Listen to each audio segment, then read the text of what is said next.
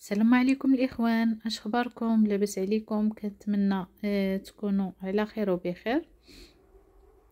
اليوم ان شاء الله غادي نقدم معكم هاد البطاطا اللي كتجي على شكل الطورطه اللي كنلفوها. كتجي زوينه بزاف وكتجي عامره بالخضره، رائعه ما شاء الله. يمكننا نقدموها للعشاء، كتجي طبق رائع وخفيف. نتمنى تجربوها، غادي تنال الاعجاب ديالكم وطبعا كيحبوها حتى الاطفال. غادي نبداو بالمقادير. هي الاولى، هنا غادي نجيب واحد الكاسرونه هكا اللي غادي ندير فيها الماء، وغادي نبدا نقطع البطاطا. هنا هاد الحجم ديال البطاطا اللي درت انا، هاد القياس هذا، درت 5 ديال البطاطات. نتوما طبعا الا كنتو مثلا كانت العائله كبيره ديروا 6 ديال البطاطات، ولا كانت صغيره ممكن تضيفوا 4 ديال البطاطات على حسب. استسمح. صافي كنقطعوها على هذا الشكل هكا،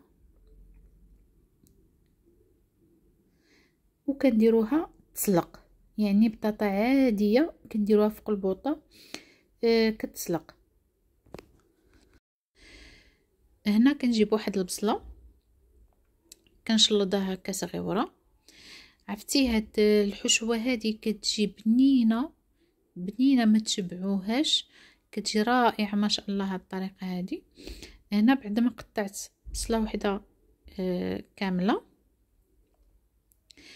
غادي هنا عندي واحده مطيشه حتى هي نقيتها وغادي نقطعها.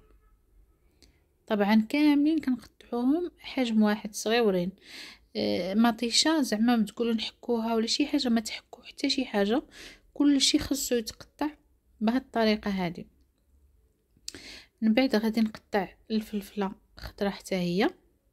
الفلفله خضراء ما ضفتش وحده كامله، ضفت غير النص، لان غادي نضيف فلفله صفراء حتى هي. غير الفلفله الصفراء غادي نضيف وحده كامله، وخصنا نقطعوهم هكا يكونوا كاملين بهم حجم واحد. عرفتي هاد الطريقه هذه، واخا يكونوا عندكم وليداتكم ما تياكلوش، ما تيبغوش ياكلوا لكم مثلا الفلفله وما تيبغوش ياكلوا لكم هادشي في البطاطا، غادي يبغيو ياكلوها لان كتجي رائعه. صافي بعد ما قطعتها غادي نضيفها في المقله، وغادي نزيد عليها حتى الفلفله حمراء. نتوما اللي متواجد عندكم وبغيتو ديروا يعني القرعه، اللفت، اي حاجه متواجده عندكم بغيتو تقطعوها كطريفات صغيورين كتقطعوها وكتضيفوها. الا ما كانتش متواجده عندكم هاد الفلفله هذه هكا ملونه، عندكم غير فلفله خضراء، ضيفوا معاها اي حاجه بغيتو. صافي هنايا بعد ما قطعتها هكا صغيره، قطعت حتى ديك لادانت صغيور لان ما كنتش قدمته لكم، ضفتهم كاملين بهم في مقله وحده. ما غنطيبش كل حاجه بوحدها، غنطيبهم كاملين بهم في مقله وحده. ضفت البزار، ضفت شويه ديال الكمون وشويه ديال الخرقوم. هنا ضفت العطريه ديال الكفته اللي كناخذوا ديما كنجيبوها. ضفت شويه ديال الملحه. بطاطا كيف ما كتشوفوا راها كتسلق هنايا. هنا ضفت شويه ديال زعفران شعره، طبعا اللي عنده اللي ما عندوش ما يضيفوش. ضفت زيت الزيتون. صافي وغادي نقلي هاد العناصر هذه كامله مزيان، كنقليها في خطره واحده. الا كانت متواجده عندكم حتى الكفته ضيفوا الكفته حتى هي كتجي رائعه. صافي وكما كتشوفوا معايا هي هاد الخضره هذه راها كتقلى عفوا، والبطاطا كما كتشوفوا معايا ها هي بدات كتطبخ. من بعد غادي نزيد لها شويه ديال الملحه. صافي هنا لهاد الخضره هذه غادي نضيف شويه ديال القزبر ومعدنوس، وغادي نخلي شويه البطاطا. هنا سمحوا لي راه ديك البخار ديال سميتو. غادي نضيف 5 ديال المثلث ديال الجبن، وغادي نضيف شويه ديال العطريه ديال الكفته، شويه ديال الكمون. غادي نضيف هذا القزبر ومعدنوس اللي عندي مقطعين. حكيت شويه ديال الزعتر كنحيدو ديك العويدات اللي كيكونوا فيه. ضفت شويه ديال الملحه، طبعا حتى كنذوقوا لان كندير شويه ملي كتكون كتسلق. وتنجيب هذاك الضراب وصافي، وتنبدا نمعك فيه هاد البطاطا هذه. هي خصنا نمعكوها وتكون مازال سخونه كما شفتوا معايا، باش دغيا كتمعك لينا. هنا في اللاطه جبت البابي ديال الفران. بابي راه دهنته بشويه ديال الزيت، غير شي شويه ماشي بزاف، باش ما تلصقش بطاطا ولا شي حاجه، راكم عارفين. صافي، وهنايا كنبدا نطلق هاد البطاطا هذه، ولكن عرفتوا راها كتجي هاد الطريقه هذه كتجي زوينه وما تشبعوهاش. صافي كنبدا نطلقها هكا على الحجم ديال هاد اللاطه، خصها تجيني رقيقه. صافي هنايا كنجيب اي جبن نتوما كتستعملوه. انا عندي هنايا الفرماج احمر اللي ديما انا كيعجبني صراحه. الفرماج احمر ما كنستغناش عليه، هو اللي كنستعمل ديما. حكيته وكنفرشو هكا كطبقه ثانيه من بعد البطاطا. صافي، ومن بعد كنجيب هاد الخضره هذه وتنبدا نفرش فيها كطبقه ثالثه. شوفوا معايا كيفاش غير هكا كتشهي.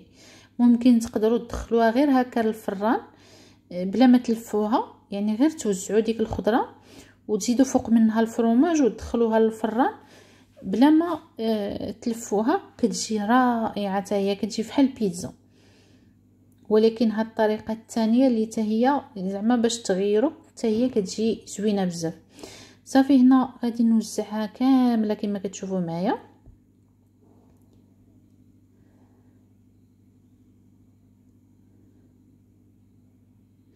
وتنبدا نلف.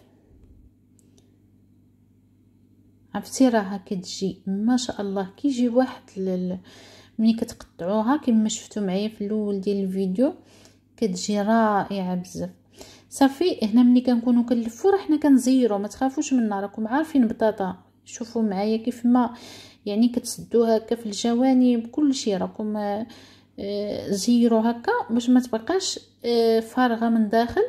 وكما كتعرفوا تدخلوها الفران بطاطا مثلا تفرقع عليكم، يعني تحل هكا في الفران، تشقق في الفران وتجينا هكا مفرقعه من الفوق لا.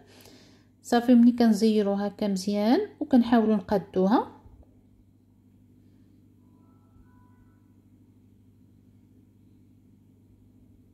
صافي هنا غنقلبها على واحد الجهه وغادي نديرها طويله في اللاطه. غادي نعاود ندورها تكون طويله في اللاطه.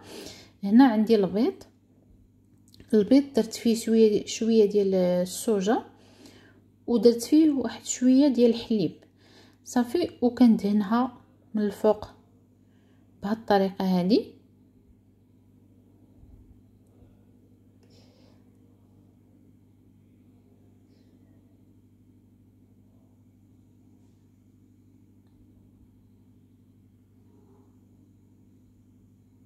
من بعد ما دهنتها غادي نجيب هكا الفرماج احمر وغادي نديرو من الفوق.